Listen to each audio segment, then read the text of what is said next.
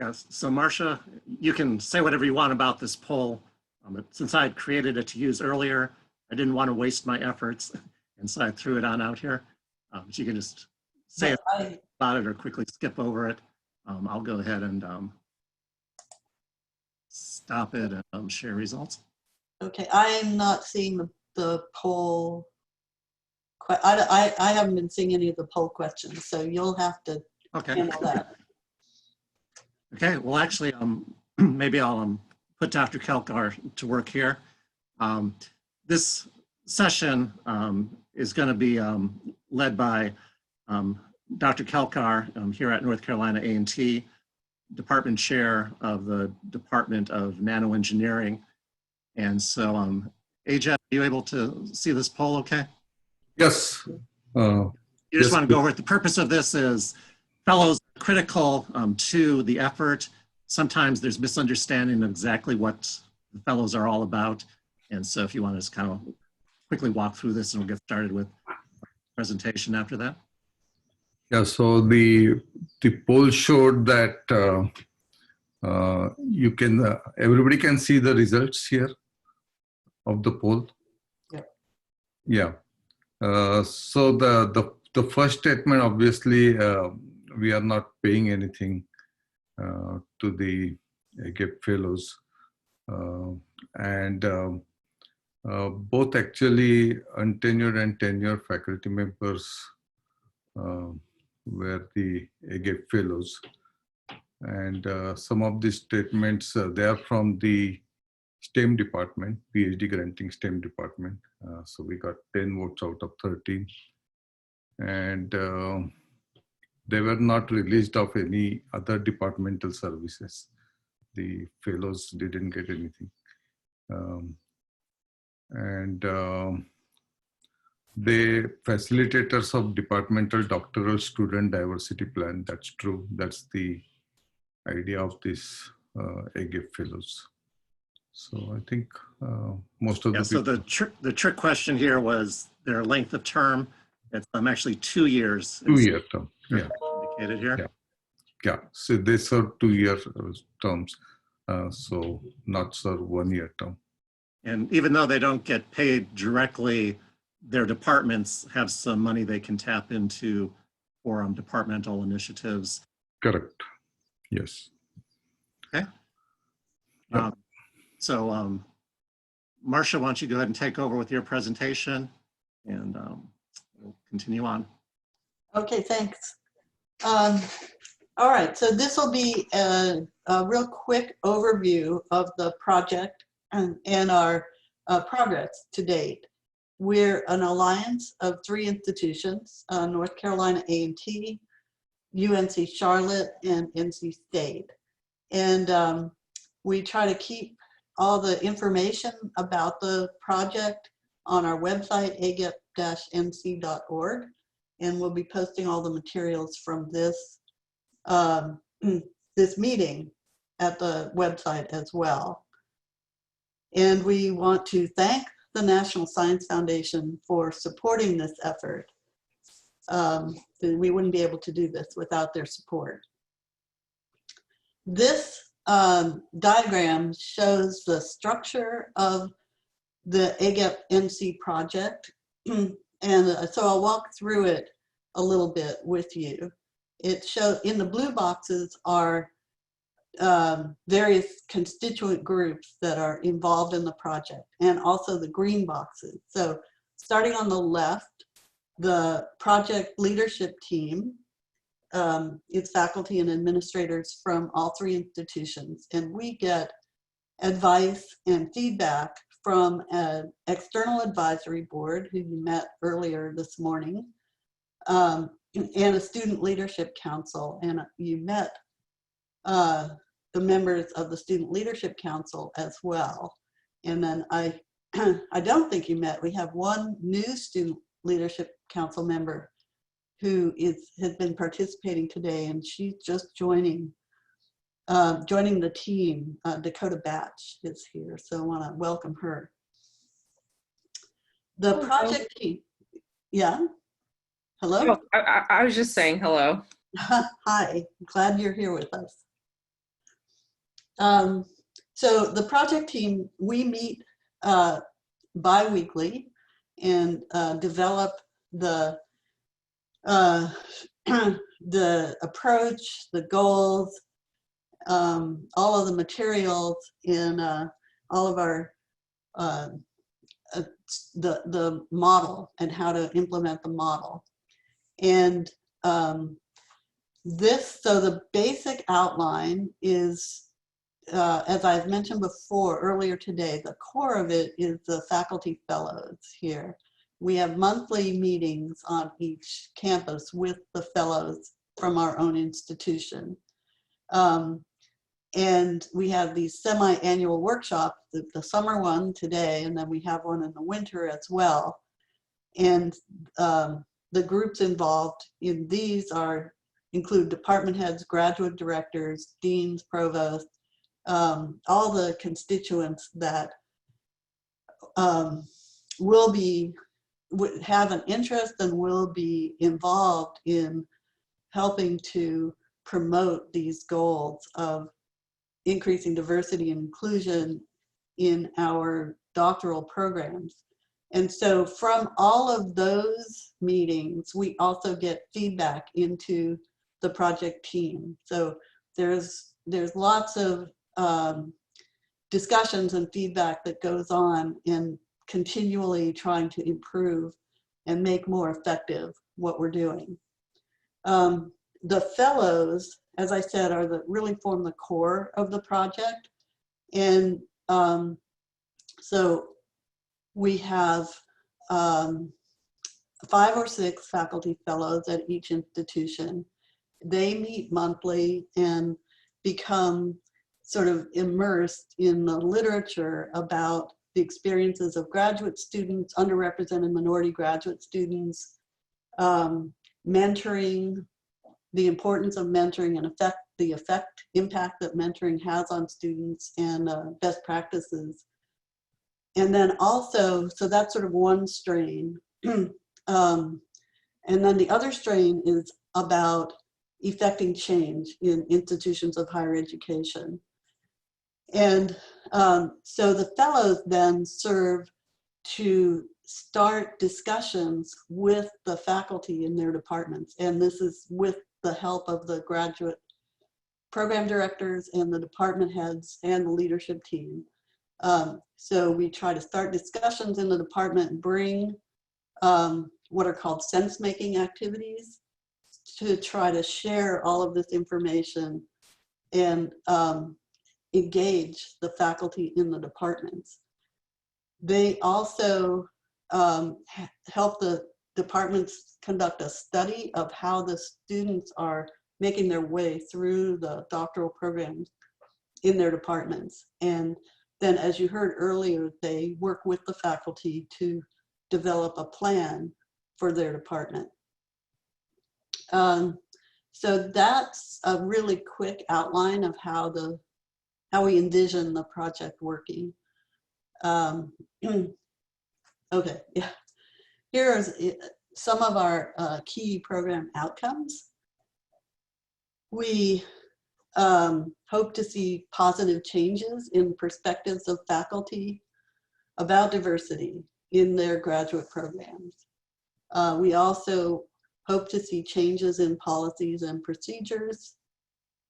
And we have a lot of emphasis on mentoring, so hope to see changes in the way students are mentored, in the students' experiences of mentoring and the faculty's attitudes and approaches to mentoring. Eventually, we think that this will improve the department climate for graduate students and faculty and improve progression toward degree completion. And then our sort of broader goals, if this all works well in our institutions with our fellows departments, to expand to other STEM departments within the Alliance and then outside the Alliance as well. So we have a lot of baseline data. This survey was done of the faculty in the fellows departments at the 3 institutions. And so in these charts, there's a group of bars for each institution. There's each institution has a different color of bar. So one of the questions asked of the faculty was, how high a priority does their department put on increasing diversity of the students in their doctoral programs? And this is done, this is baseline, okay? So what you see here is quite a bit of difference among the institutions. 2 of the institutions, about half the faculty say that it's a medium priority, and about 25% of the faculty say it's a high priority. At the 3rd institution, most of the faculty say it's a high priority. This graph over here then asks, it reports on the question, what has your department done to increase the diversity among the graduate students? And this is quite different from what the feeling is about the priority. So all of the departments, about 30% of the faculty, 35% of the faculty say that their department has taken some action.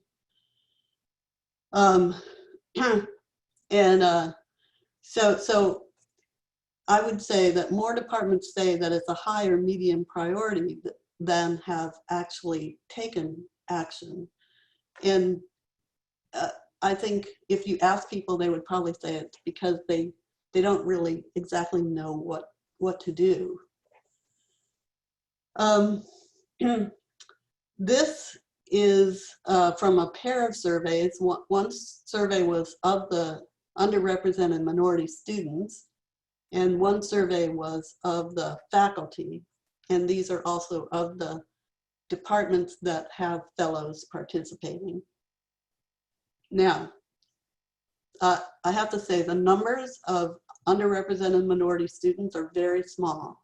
So you're probably not going to find statistical significance in any of these charts. This first chart here tells the responses to the question asked of URM students to say whether they basically agree or not. My department is a welcoming place to learn and work. And their choices range from definitely welcoming to definitely not welcoming. And the faculty were asked a slightly different question. They were asked, do you think URM graduate students find your department to be a welcoming and supportive place to learn and work? And so just, visual impressions, this orange is definitely welcoming. And the bar on the right in each chart is the faculty, and each chart is a different institution, okay? So in each chart, the bar on the right, the orange on the right, is either a little bit or quite a bit larger than the orange bar on the left, indicating that the faculty, giving the impression that the faculty think, more faculty think that URM students find your department to be a definitely welcoming place than the students themselves report. And then looking on the other end of the scale, you see the sort of the complementary result. The blue and green is definitely not welcoming, and blue is not welcoming. And in 2 of the cases, we see that a larger fraction of the URM students say that their department is not welcoming than the faculty think that students think it's not welcoming. Now, yeah, one other thing to note about that is if you go back and look at these later, in the middle slide, you don't see that pattern. So there's difference among the different institutions. This question is, this question is, I feel safe voicing my opinions to my advisor. And same setup. So each graph is a different institution. And now on the left are the URM students, and on the right are non-URM students. So these are both students. So here also, it's kind of a mixed picture. In two of these institutions, we find that non-URM students strongly agree with this more than URM students do. And then in the third institution, and also, so this first one and this third one, we see that the disagreement with this statement is stronger for URM students than it is for the other students. So there's this issue possibly that URM students, more of them don't feel safe voicing their opinion to their advisor than the other students do. Or in any case, that a fairly substantial fraction of the URM students say that they don't feel safe. Okay. This is the last graph I'll show. This is about the department priority to retain URM students to graduation. And all three of the institutions say they have a pretty high priority for that. And then this companion question, what has your department done to retain URM students to graduation? A smaller fraction say that they've actually taken action to retain URM students to graduation. Okay, so that's the baseline data. I'd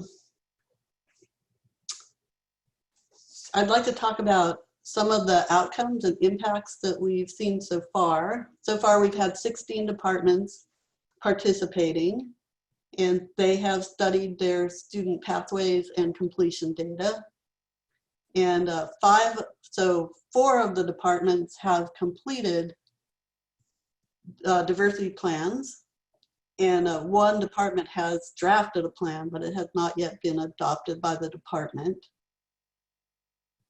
The plans, you heard about them earlier, so many of them contain peer or alumni mentoring programs for doctoral students. They contain mentor training for faculty. They contain information about mentoring and professional development in new courses, redesigned courses, and also handbooks, departmental handbooks. So next slide. And then here are a few specific things that are particularly impactful.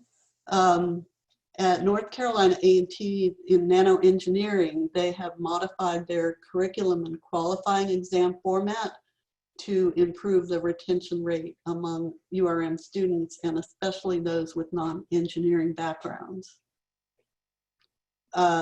The Applied Ecology Department at North Carolina State has developed a module for all of their incoming graduate students and their faculty mentors to develop communication skills for mentoring.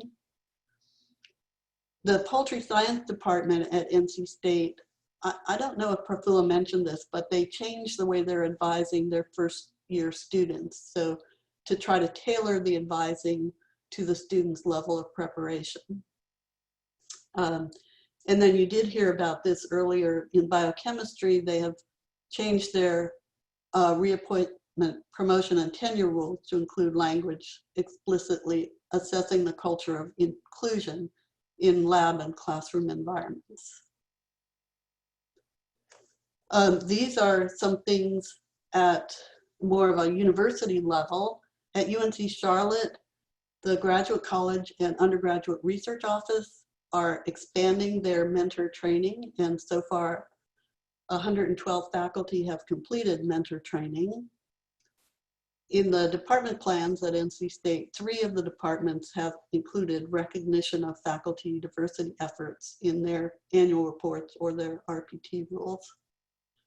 And at North Carolina A&T, their 2019 executive summary of their strategic plan features the AGEP-NC project and the goals of this project. Okay, so this chart, I tried to color code where I think we are with some of the outcomes. So the green rings, like in the first outcome here, indicates that we have collected baseline data and we don't have follow-up data yet for those. The green here, changes in policies and procedures at the department and grad school levels. I think that we're making pretty good progress with those. The lighter green, increased use of best practices for cross-cultural mentoring of URM graduate students. I think that we're doing a lot of work on mentoring, but I colored it light green because I think it'll take some time before we see whether these efforts flow out to other faculty. So yeah, so that's a sort of visual picture of where I think we are. We have presented the results at several conferences, and listed here are 3 that have proceedings papers. And these are shown, they have links on our website if you'd like to read about them. And then I'll just end with talking about what we see for the future and specifically things that we are changing or making modifications due to COVID-19 and also to the events of this summer with respect to Black Lives Matter. So we've moved all of our monthly fellow meetings online this spring and summer.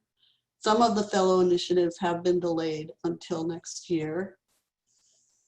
We moved this meeting online, with delayed and moved online. We have not developed the curriculum yet for the next year of the fellows meetings. And I think that we'll probably be including more material and discussion about systemic racism in the curriculum this coming year. And I think something that we've been slowly building over time is to engage more administrators and also working more on engaging with the faculty, department faculty more directly and helping the fellows to engage with the faculty. So those are some directions for this coming year. And so I pretty much stayed on time, and I welcome questions and turn it back over to Ajit.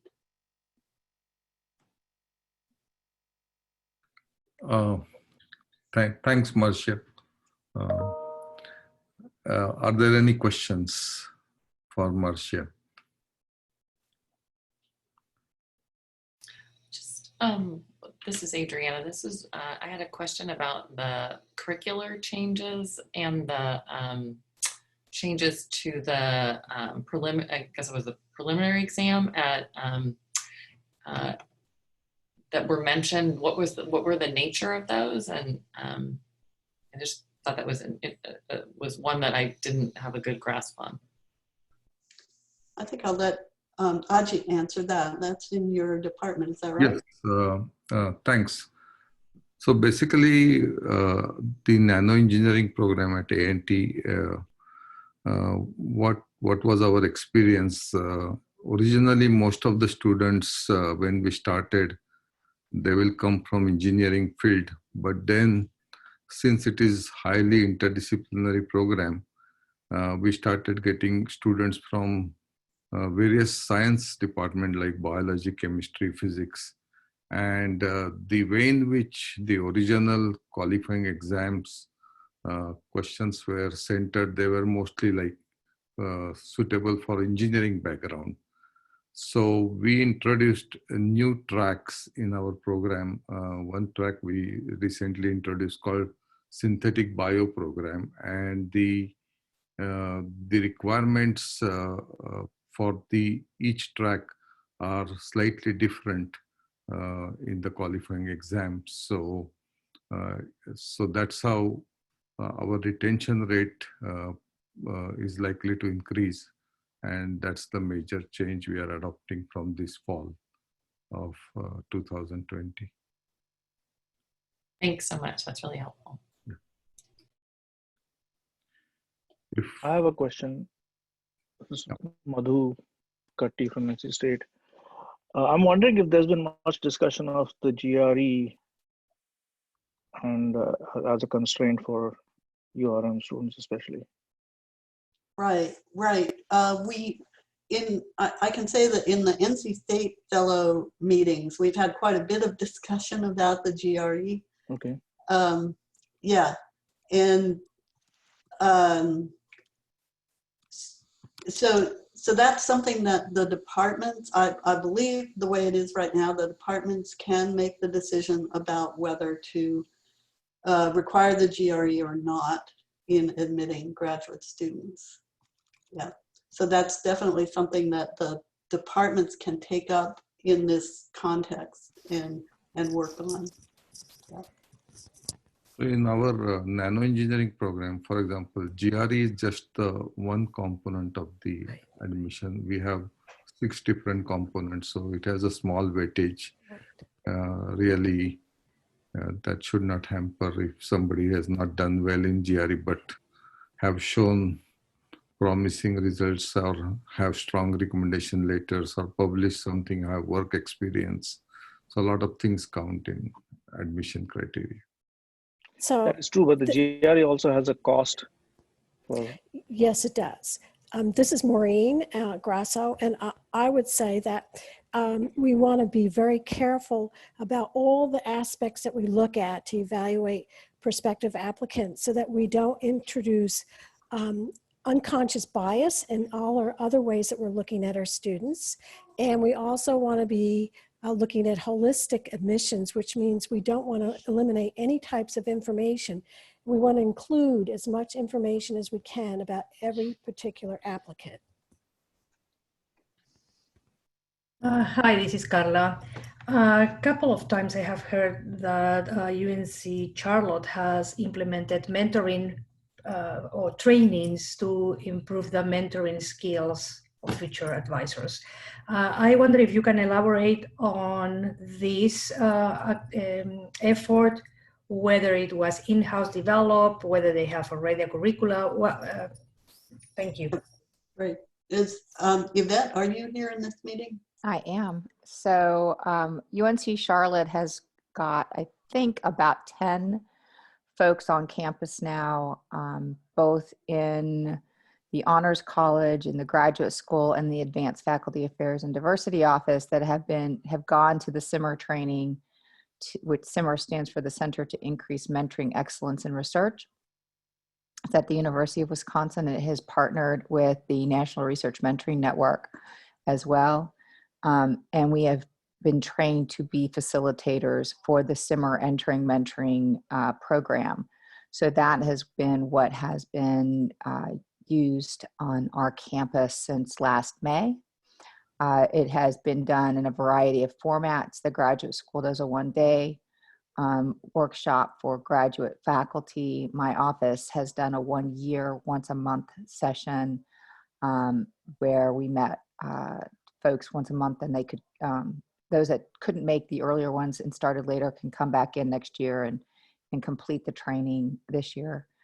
So we have and it's for mentoring in terms of graduate students, undergraduate students, and faculty. And I think the Honors College is working on doing some stuff to incorporate more undergraduate mentoring into what the graduate school is doing. So we have a lot of people on our campus now that are trained to do that. And we have been working to, originally the graduate school, when they did the first couple of sessions, they actually provided some travel funding to those that did it, but I don't think that's true anymore. People that have done it through our program aren't getting anything except a certificate when they are done that shows that they have completed the program. We're thinking about doing a badge on for their email or something like that, but we haven't figured out how to do that yet. So we're working on the technology piece for that. Thank you very much. Mm-hmm. Marcia, this is John Klassen at NC State. I have a comment. Our faculty have stuck with the GRE. The last time I asked them was a few years ago, and I intend to do it again with some more data. But since then, I've also learned that there is no, the numbers do serve a purpose, but they are misleading, and they're still a barrier. The GRE is still a barrier to some students, even if it's not used as a cutoff and it's used with other things. A very low GRE, in spite of other in spite of other very positive aspects of an application, will deter faculty from making an offer. And just the cost is also a barrier to some. And so I agree with Walt Robertson's comment about looking for a more holistic approach. I think interviews and letters of reference have to be part of that, but I don't think that's enough. And so I'd be very interested in a longer conversation sometime about that. If I might, I'm sorry, Marcia, this is Yvette at UNC Charlotte. I don't know if Kayvon is on here right now. He's one of our EAB members. Vanderbilt has a really good website that you can log into. They have a paper on the GRE, so does Chapel Hill, about the lack of correlation between success in students that have the GRE scores and success of graduate students. There's other ones available, I think, out there as well. But Vanderbilt actually has a toolkit available that you can download that has information about things that they use in their holistic review of applications that include questions that they ask for interviews, et cetera. And we can get you the link for that if you would like for your conversations. Very much. I appreciate that. Thank you. That, I will say, is an incredible website to look at. And it needs to be adapted because it's for graduate education. But there are things there that really work on training the faculty on how to evaluate the applicant portfolio. And so, yeah, I highly recommend going to that Vanderbilt site.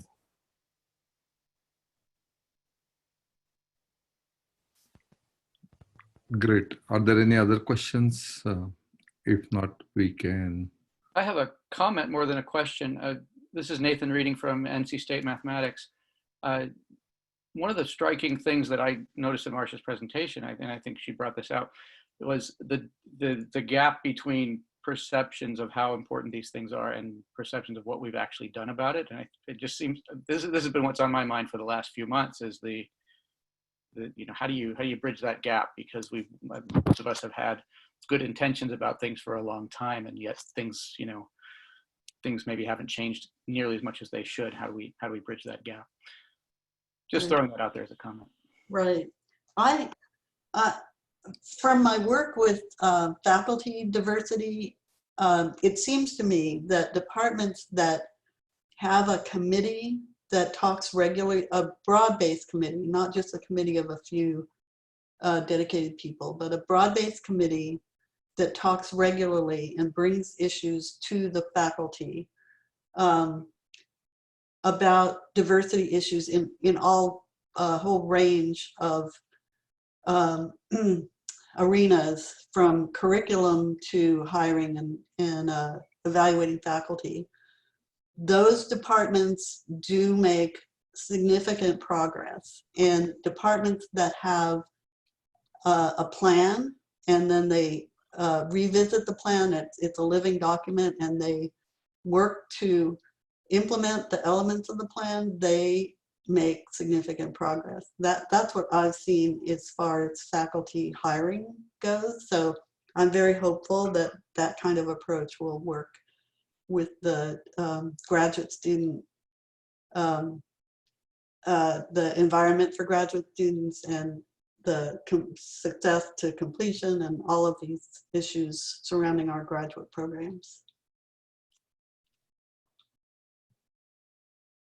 Thanks. Thanks much. I guess if there are no other questions, we can move on to the next presentation. And that will be given by Lisa. All right, thanks so much. We will make this quick because we have, I think, 8 minutes. So I'm the social science researcher for the Alliance. I have a 4-person research team. Dr. Kathy Howell, Dr. Naisha Douglas, and Dr. Anna Sunchik. I don't know who's moving my slides for me, or can I do it myself here? Okay. All right. So my research is much more narrowly focused. I'm looking just at the idea of mentoring. And essentially this is driven by the fact that there's underrepresentation of particular groups: African Americans, Alaskan Natives, American Indians, Native Hawaiians, Hispanics, and Pacific Islanders. These are the designations as given by the NSF in STEM faculty. What we find is that less than 15% of all STEM faculty are members of these populations. Even though they represent over 30% of the US population, and we realize and know that the population at large is becoming more diverse. This is in contrast to the fact that the majority of all STEM faculty are white or Asian. They hold over 85% of all STEM faculty positions. This becomes increasingly problematic when we have the fact that we know that having people who look like you, who you think can understand you, goes a long way in helping to aid in individuals matriculating and finding success in their academic programs. The NSF AGEP program is particularly interested in getting more of these underrepresented persons into the STEM faculty. If we don't get them into the programs, and if we don't get them through the programs, then we're certainly not going to get them into the faculty. So this really becomes the problem that is driving the research. And we believe that part of the solution to increasing diversity in STEM, particularly within STEM faculty ranks, is to create more authentically inclusive environments. And part of how we can begin to do that is by developing culturally responsive STEM doctoral mentoring. I go to the next slide, please. So what is culturally responsive mentoring? And I'm just going to read the slide. I won't go into a lot of detail, but essentially we're looking at it being a strengths-based approach that is going to consider both the micro as well as the macro context that surround STEM doctoral students. And this essentially means that we're going to be looking at complicity at the level of the institution, as well as complicity at the level of the individuals, whether that is individual administration, administrators, faculty, other students, the students themselves, and trying to understand the ways in which these various factors go into creating environments that, quite frankly, are not inclusive. They're not friendly. I think what Marcia presented, just a few moments ago echoes this, right? As a perfect lead-in. And so in order to engage in culturally responsive mentoring, we are really trying to think about the ways in which we can meaningfully attend to the personal and cultural factors of the mentee. And so we are trying to understand more about what this might look like within a STEM doctoral program. So our guiding research question is really just trying to understand what is the role and quality of the mentoring relationships in STEM doctoral programs, And our sub-questions are trying to understand in what ways will mentor training adequately prepare mentors to engage in culturally responsive mentoring of URM students, dissertation students, and then how do the mentors' knowledge, skills, and dispositions for culturally responsive mentoring of dissertation students change throughout the process of training. The next slide, please. And so in order to do this, we have decided to have a multiple embedded case study. It's primarily a qualitative research study, but we also have included a survey that's looking at mentor competencies and as well as cross-cultural mentoring understanding. And so our cases are institutional based. We have the case of a predominantly white institution, which is a flagship institution, historically Black college and university, as well as a regional predominantly white institution. And we will do cross-case analysis across all three of these campuses, as well as within case analysis of each one. And within each case, we have embedded cases, which will include the faculty fellows, the Department of Leadership, including the department chair, graduate program director, STEM doctoral students who have at least completed at least 2 semesters of doctoral study, and then also looking specifically at the underrepresented minority STEM doctoral students who meet the same qualifications. You go to the next slide. And so our methods that we'll be using with the faculty is that we'll be interviewing individually the faculty, fellows, department chairs, graduate program directors in a semi-structured interview. And they will also, as I indicated, complete 2 surveys. And then on the next slide, our methods for the students will include individual interviews with just the underrepresented minority doctoral students. And those students will also be invited to participate in focus group interviews that are open to any STEM doctoral student. They also will be asked to complete a mentoring competency survey that's looking at their perception of the mentoring that they receive within their doctoral program. In our data analysis, we're going to primarily be doing constant comparative data analysis for the qualitative data. And for the quantitative data, the surveys will be using different types of descriptive and inferential statistics. Then the next slide. I'm not going to have time to talk about this, but we have already completed some of the embedded case analyses, and we are beginning to do a cross case of the embedded cases analysis and looking at that data. We have pretty much completed data collection at all 3 of the institutions during the first 2 years, those who participated in those in the program. And we're beginning this year we'll be starting with the second cohort and the second cohort of participating departments. And so we have been disseminating the work as we have developed the data, and you can see kind of a listing of the conference presentations that we've done, and we're beginning to also write for publication to get some of the work published. And I think I have 1 minute left. If you have any questions, I'm happy to answer them for you.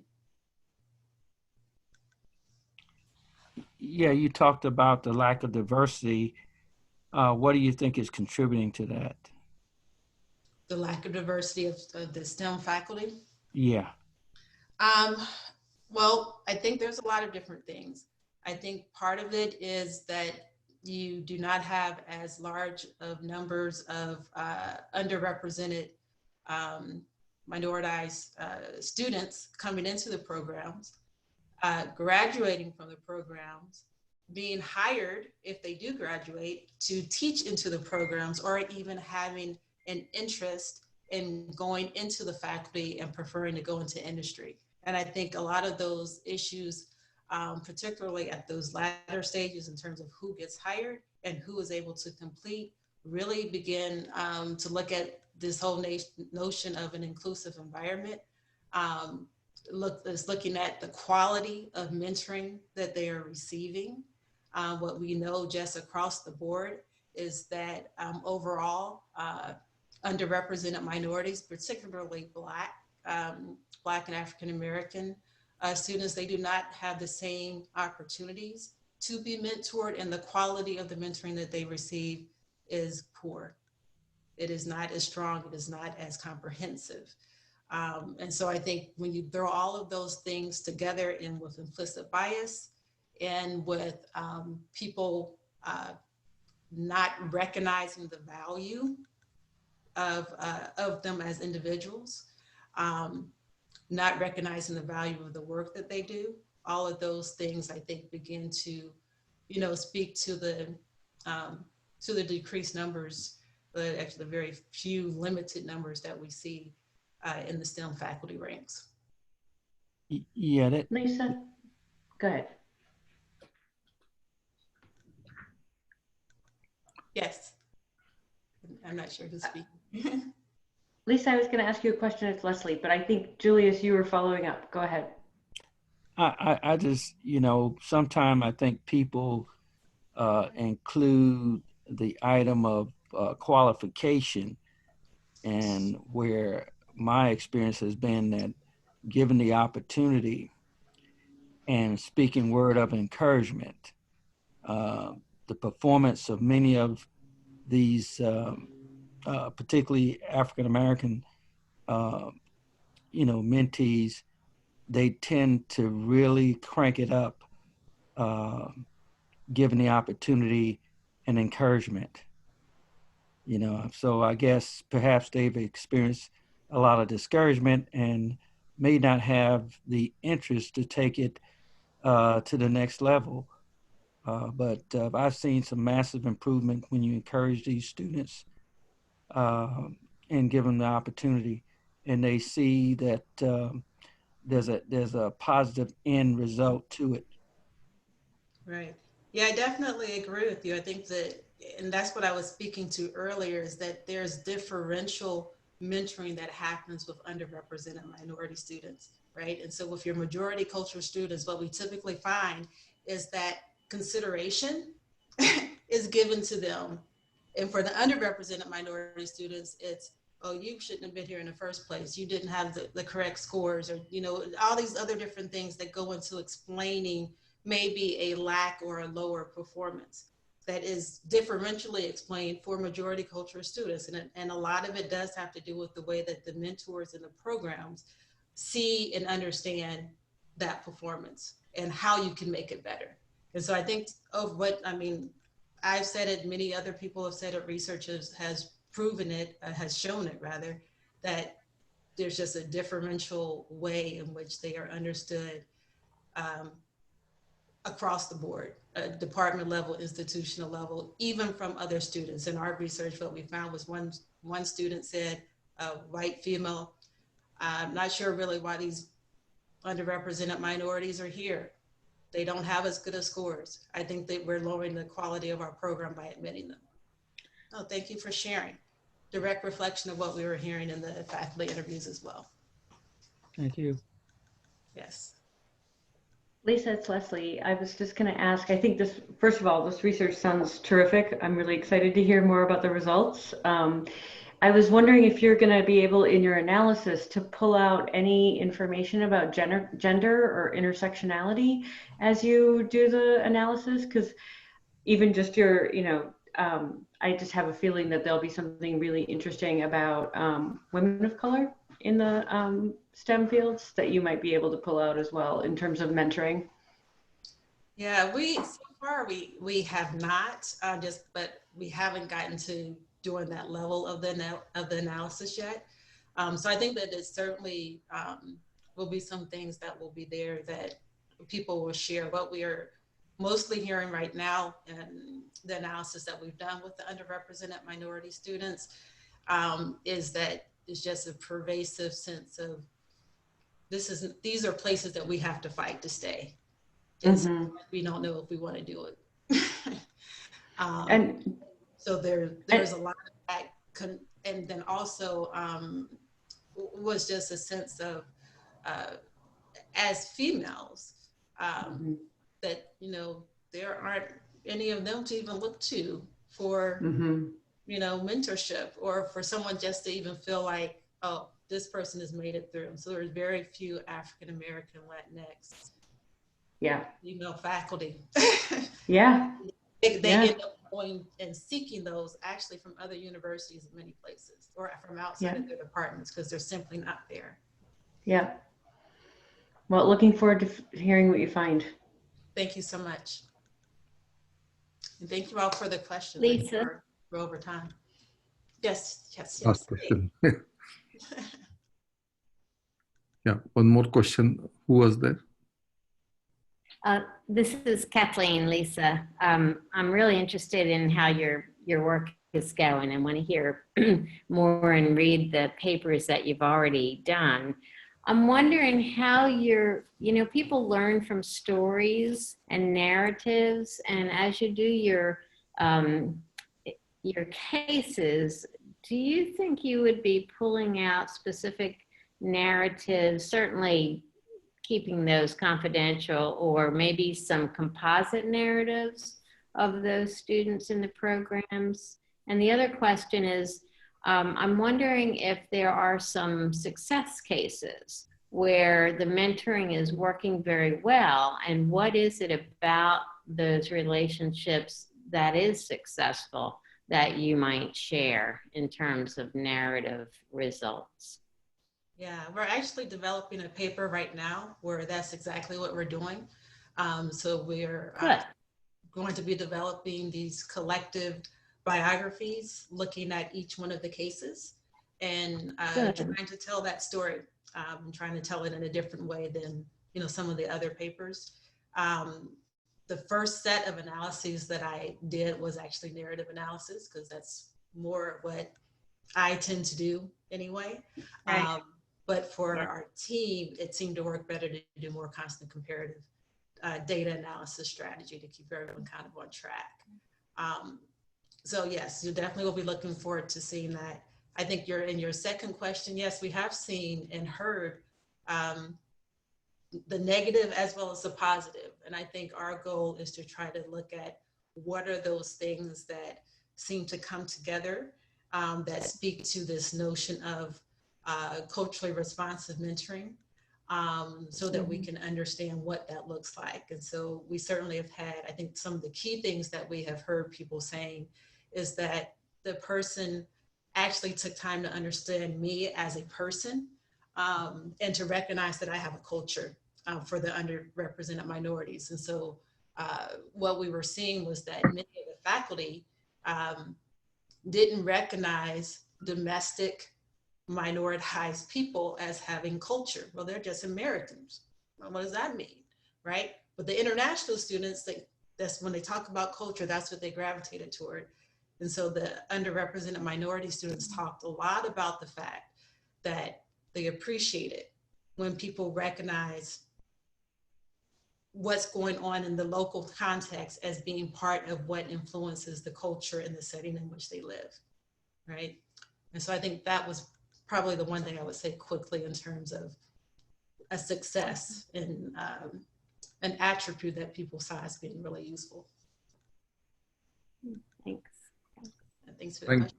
Thank you, Lisa. Sure. So I guess the next part, I think there is a poll. Keith, do we have the poll for this?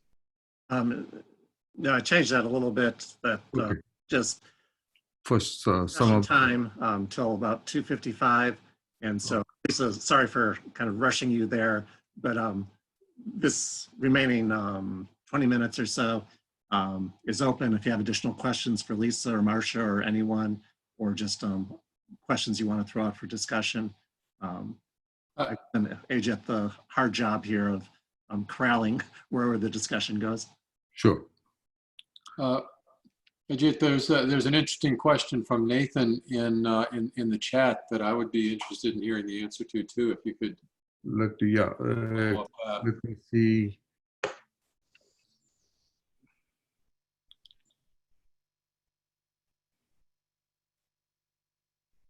Yeah, I've got it here, then I'll go ahead and read it. Said, I'm interested in the phrase authentically inclusive environments. From your first slide, and in particular the word authentically there, I wonder if this is related to the gap in perceptions between faculty and URM students that was shown in Marcia's slides. Could you elaborate on what might undermine the authenticity of the inclusivity in a department? Yeah, that's a great question. I think some of the key things that undermine that are discounting the person's experiences. And so we heard a lot about stories that were being shared where typically it was underrepresented minority students. And I will also say that when we did the focus groups, it was the white female students who said that either their gender and their experiences as a gendered person were discounted. And then likewise for our underrepresented racialized minorities, minoritized students who said that their experiences as fill in the blank were really being discounted. And what I think I was seeing, what we did see really across the board was this sense of science is really all that matters. We're going to teach you how to be a scientist, and we can do that regardless of who you are. And what culturally responsive mentoring would say is that you have neither engaged with them at an authentic level if you have discounted who they are, their positionality, the intersectionalities, as Leslie was speaking about earlier, their environment, their interpersonal relationships that they're having, and how they are perceived by others. These all become, I think, really crucial factors that as a mentor, if you're going to engage in culturally responsive mentoring, you have to be really attentive to the fact that there is not a universal experience that is occurring for these students, right? They all need to be looked at within their unique set of circumstances, and you have to have an ear to being able to hear it. It doesn't mean that you have to have had prior experience or even to understand it at a deep level, because maybe sometimes the best thing that you can do is to connect that person to someone else. Everyone is not equally prepared to handle everything. And so that's where that, I think we heard earlier about the resources that I think NC State has put together through that particular office. It becomes important. Know how to connect the people, know how to get them to someone who can maybe attend better. Those are the things that help to create a more authentic environment. And the kind of getting to your point earlier between the connections between what Marcia was sharing and some of what I was talking about is that I do think that the faculty and the students see things differently. They're being informed, very differently in how they understand those situations. And unfortunately, the STEM faculty are the ones who hold the power. So you've got massive power differentials that, create situations that make it even more difficult, I think, to be successful and to find success and to feel good about it, right? Because I think that's a part of success. Lisa, this is John Klassen again. It occurred to me as you were describing that the research questions might also be part of that identity.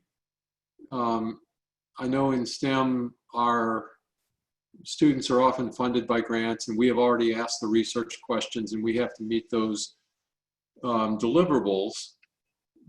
But we expect PhD students to come up with their own research questions and contribute something unique. And what that is, or even in how we encourage our students to find what that is for them, matters. And it is not easy to do.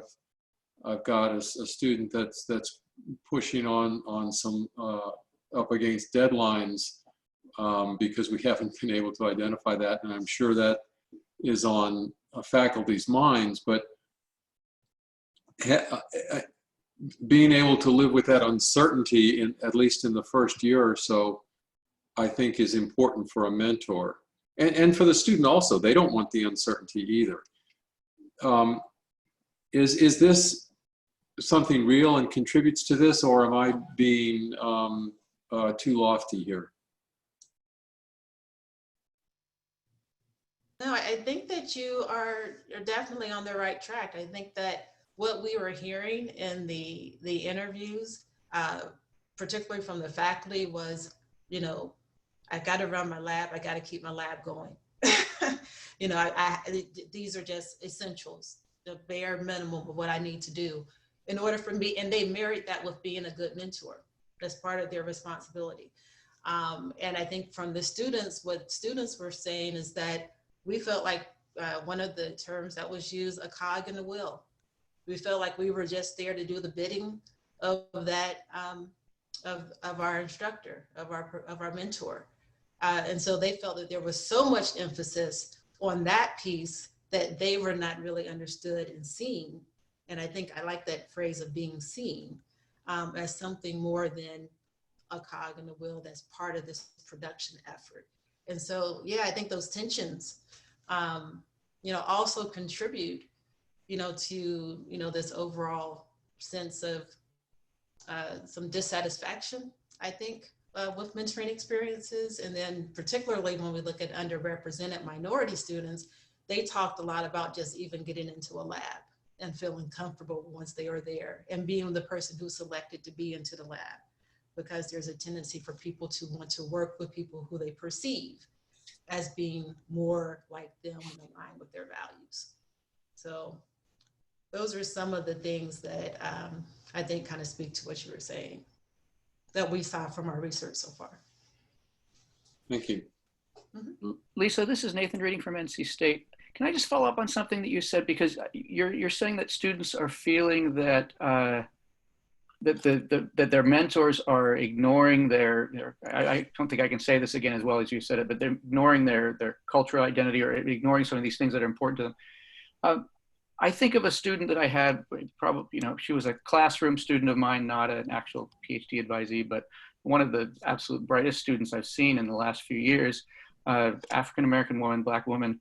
And I was so, as we talked a lot about lots of things, and I was always interested and curious to ask her, what has your experience been like, you know, as a Black woman coming up, you know, and you know, but I never did, because I felt like it's, you know, I mean, I didn't want to sort of turn her into, you know, you're the Black student, and so now we're going to talk about, you know, that. Are you finding when you're talking to students that they want to are they wanting faculty to bring up those topics, or is it more just how faculty react to the topics if they bring them up, or what? Help me understand what I could do differently in that situation. Yeah, because I never brought it up.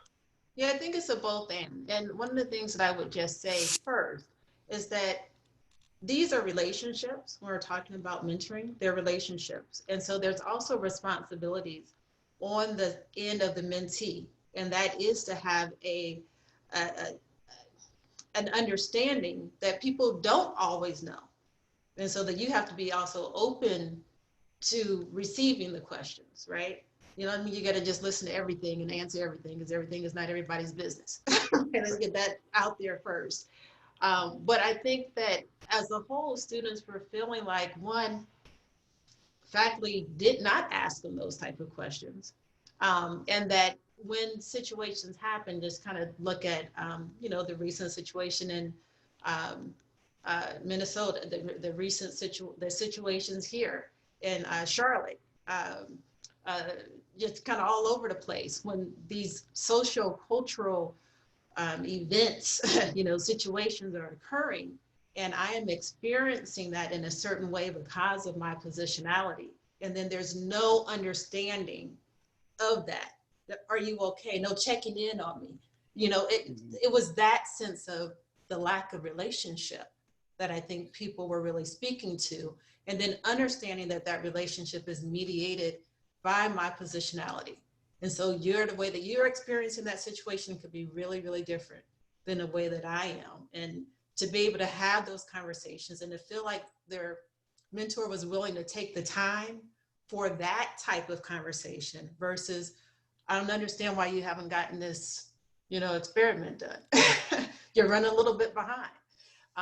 So they were just feeling like we were hearing, that there was this lack of the interpersonal, informed through the lens of cultural experiences and positionalities.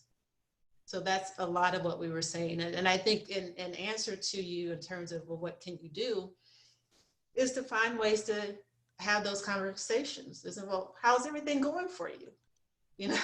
Just really kind of sitting down, is there anything more that I can do? And I think given the nature of our time right now, asking the question, is there anything that's going on this campus or in your lab that makes you feel XYZ? How can I help?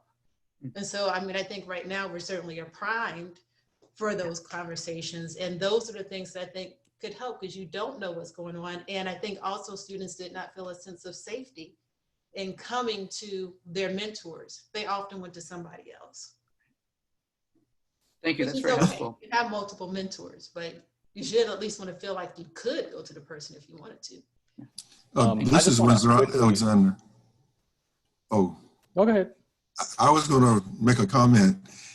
My experience in trying to mentor students, and a lot of those have been Black students, but all different students, including international students and some US citizens. The first thing is to develop a relationship between you and the student that you're trying to mentor. And what I used to do would be to ask the students to always come to see me once a week. I required my PhD students to come to see me once a week. That limit the number you can mentor, but then again, I think this is important. And I would let them start the conversation. I said, I want you to come to see me. We'll talk about anything you want to talk about. And one of the things that I try to do, and I think is extremely important, is to try to build a student's self-confidence. There are lots of obstacles that a URM student would have to address as a part of being successful. And the thing that I tried to do was, first of all, make sure they were aware of what constitutes success in getting through the PhD program. And then whatever they want to discuss in terms of how to meet those requirements, I discuss and give my input, but let it be known, I'm not telling you what to do, I'm just giving you my input. And then continue to discuss and help them to develop the confidence to approach and be successful in whatever obstacles that they are. And that's been a general discussion of my mentoring over the years. I've been doing that quite a few years at NC State and A&T, and a lot of people that come up that I mentor in church or whatever, and I think I've done reasonably well. I quickly just wanted to echo pretty much all of Lisa's sentiments. As a Black graduate student right now, I am a part of the Black Graduate Student Association at NC State. And so I regularly hear the opinions and perspectives of my peers who are in PhD programs across NC State's campus. There is a large portion of us who are in the social sciences. And so the smaller number of us who are in STEM, who are in physics and chemistry and those other sciences, regularly talk about feeling really isolated, and regularly talk about being the only Black person, like literally in the whole building, or on their floor or something of that nature, and feeling incredibly happy to just be around other Black people at all when they come to these BGSA events. And so, yeah, everything that Lisa has said, I just wanted to kind of echo that. That is really, I mean, from my own ears and my own, viewing, that is the experience of a lot of Black graduate students, and even more so those who are in STEM. This is rightfully the right place to discuss this, because again, being a minority is more amplified in STEM because there are a lot fewer minorities in STEM, which I think is why we're here today. So yeah, I just wanted to kind of share that really quickly. I would also like to comment that for many years in ECE department at NC State, there would be other Black faculty members that would come and go, and some didn't get tenure, a few. There were not many, but a few didn't get tenure, and a couple got tenure but left for other reasons. So many of the 32 years that I spent as a faculty member in ECE at NC State, I was the only Black faculty member. I spent years at Sandia Laboratories where in my department, I was the only Black engineer, and it was only one of 2 Black engineers for the first 2 years in the whole company. So I understand what you're saying, but I think I also say that what you do is determine what constitutes success, what it takes to achieve that success, and then just like basketball players practice and learn what it is they need to do to be successful, I took the same approach in terms of my engineering discipline, and that works. So, you know, mentoring is a part, I think, of helping people to understand that what it takes to be successful, how to have confidence in doing whatever it is, regardless if you're only Black person or only URM in the room, and then knowing how to represent yourself through communication skills and so forth that help you to represent yourself in a positive way. And all of those things constitute success, and I think it's a part of mentoring. Lisa, I wonder if this term is appropriate, chronic bias fatigue syndrome, and if so, how does it impact these students, minorities as well as women?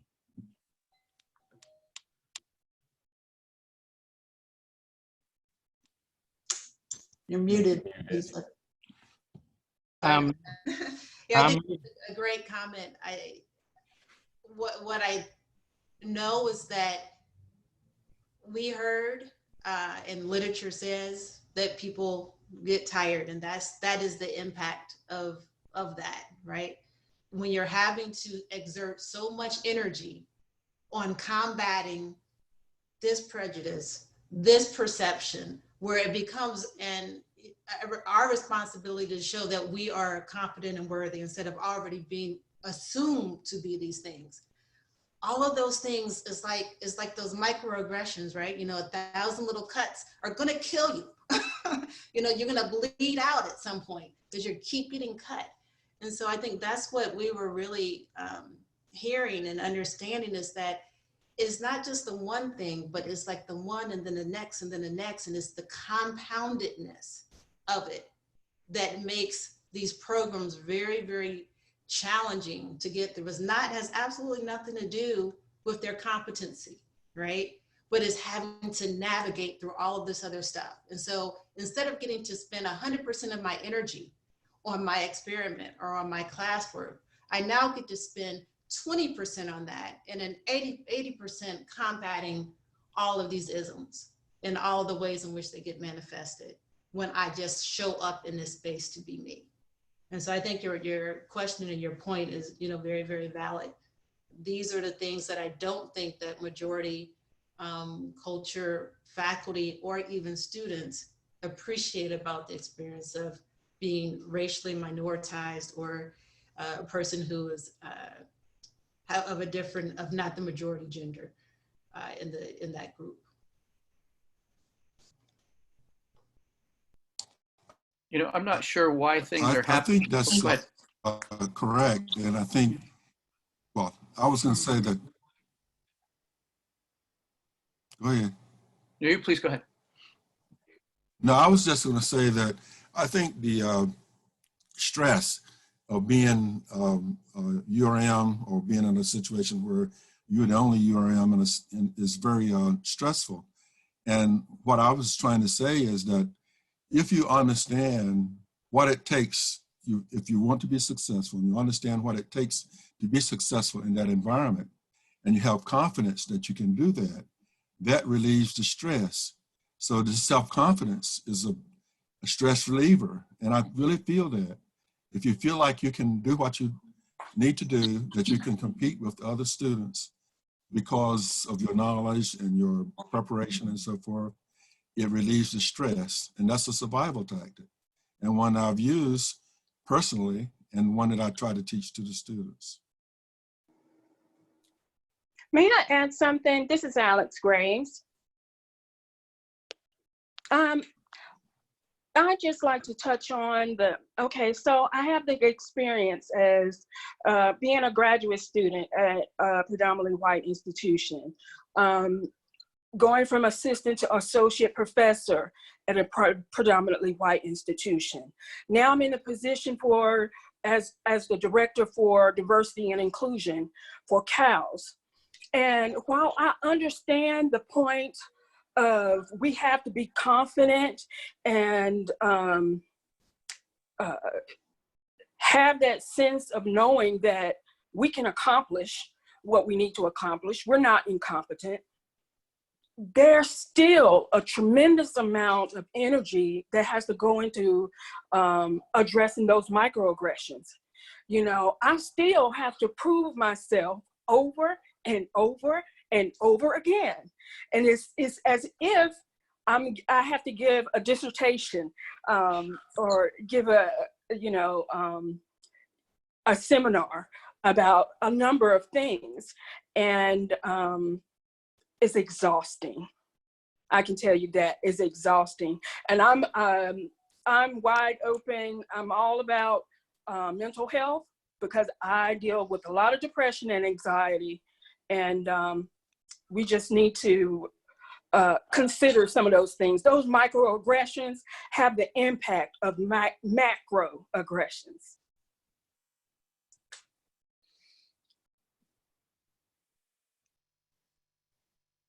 I say I understand very well what you're talking about. I would just also add that, you know, Windsor's point is very well taken. These are things that as people, as individuals, yes, we want to have, and as mentors, you want to help to cultivate those. But I also, for me, I think the bigger thing is that that's letting the faculty off the hook in ways that are not acceptable. And I think that the faculty really need to have a greater understanding, have a greater set of skills so that they can work more diligently and intentionally to proactively combat things that perhaps underrepresented minority students might be feeling. I think that what we have seen in our research is that there's been a lack of acceptance of that responsibility, a lack of awareness that that should even be part of the responsibility of the mentor and faculty. And so I think that there's both sides, but you know, right now we're not blaming the victim, we're not blaming those students, but we're really pointing the finger at the faculty to say, you got to pony up. There's some stuff that you really need to do, you know, to better do your job, to better fulfill your responsibilities. And so I think I would even state that stronger. Process.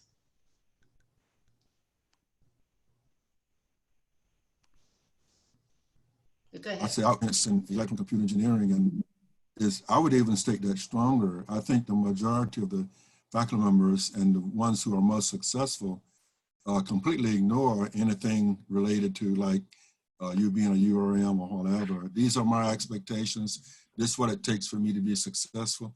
And if I'm going to select you for a student in my group, this is what you're going to do. You're going to have to do in order to be a student in my group. So, you know, part of what I've tried to do in mentoring students is helping them to deal with that. And that's what I was talking about partly, is to say that understand what's expected of you to be successful, and then develop a game plan as to how to go about being successful. Prepare yourself and work at it. And I think that will help the stress. So if you're in a situation like that, part of it is understanding what your goals are and what it is you want to do, and a model that's reasonable in terms of your achievement, and then work on achieving whatever you need to achieve to realize the goals that you're trying to achieve.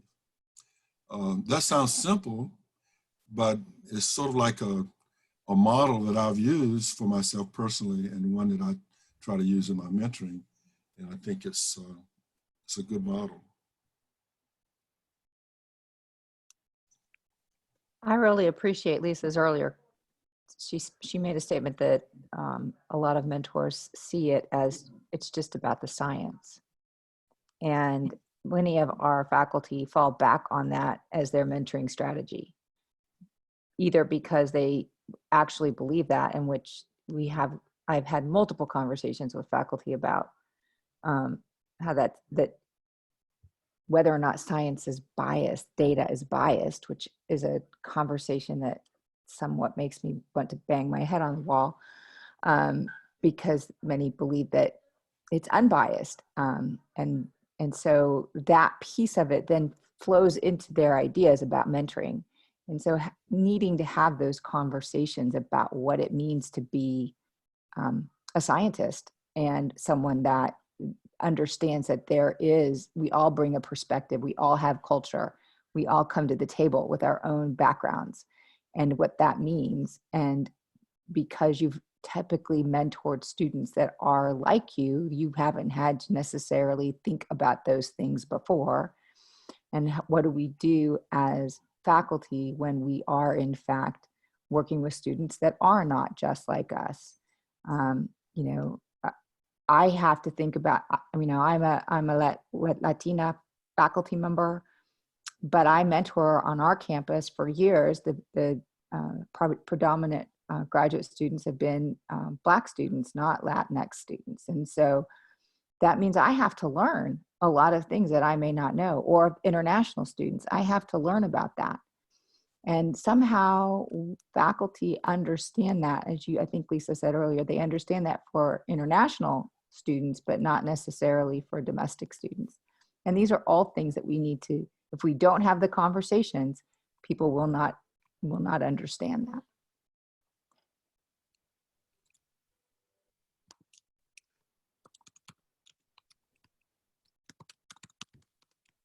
Okay.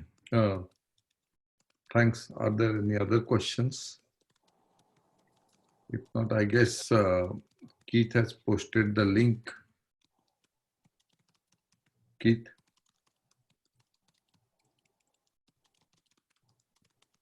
Yeah, so the link's been out there and is in the chat box. Again, very much appreciative, and we need your feedback with these evaluations. Just a quick little wrap up. Big thanks to everyone. The last Zoom meeting I hosted was for our qualifying exam, and in the middle of the exam, one of the students' dogs threw up all over the place, and I happened to be looking at the camera at that time.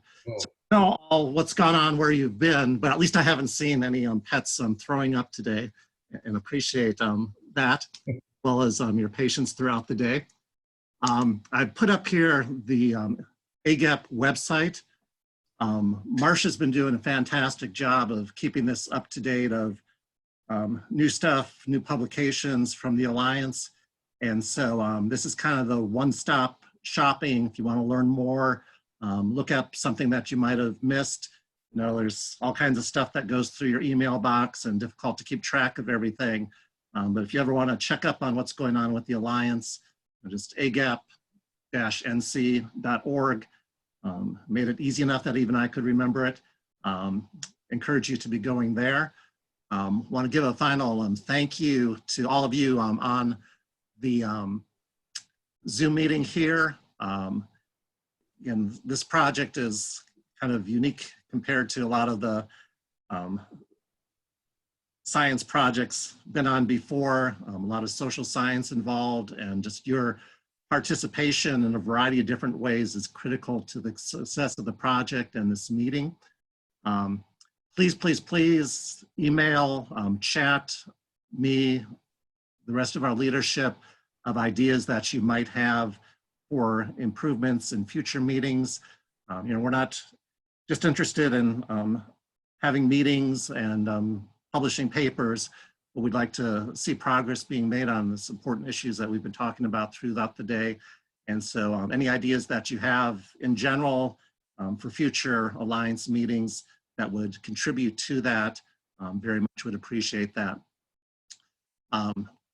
Turn things over to Marcia, Yvette, if you want to you have any final comments?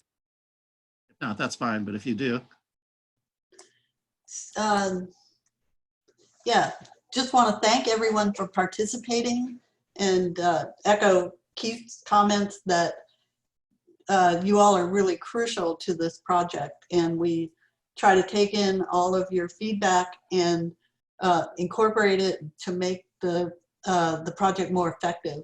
And so it's been a great pleasure to see you all here today, and the discussions I think have been really substantive and very helpful. So I know I've gotten a lot out of it, and I just want to tell you that it's been a good day, and I appreciate all of your participation. And I'll just echo that from my view. This has been a really, really wonderful day, and I appreciate everyone's input. We learned so much from the questions that you ask and your contributions, and so that's really an important piece to this, because we really do need to be able to review what others say and do, and that way we can make adjustments and move forward, and hopefully do continue to get the momentum moving forward for doing this work. So we thank you very much, and hope that you will continue to communicate with us, even outside these meetings. When you get the newsletter, let us know what you think. We'd love to hear from you. So thank you. And Yvette, if you could just quickly, primarily for the leadership team, give a quick update as to what the plan is with the advisory board, when they're going to be meeting next. Yeah, so the advisory board chose to go ahead and participate in Dr. Chapman's workshop. They will be, Kay von Stassen will be the chair this year with support from the leadership team, and they will move forward to come up with some dates to meet later on. And they would like us to provide some questions that we might like to have them address at a future meeting. And so we will, next week after the reverse site visit, get back with him to try to do some scheduling of the next meeting, and they can discuss both our questions that we would provide to them, as well as whether or not they are willing to do some seminars for us. Okay, great, thank you.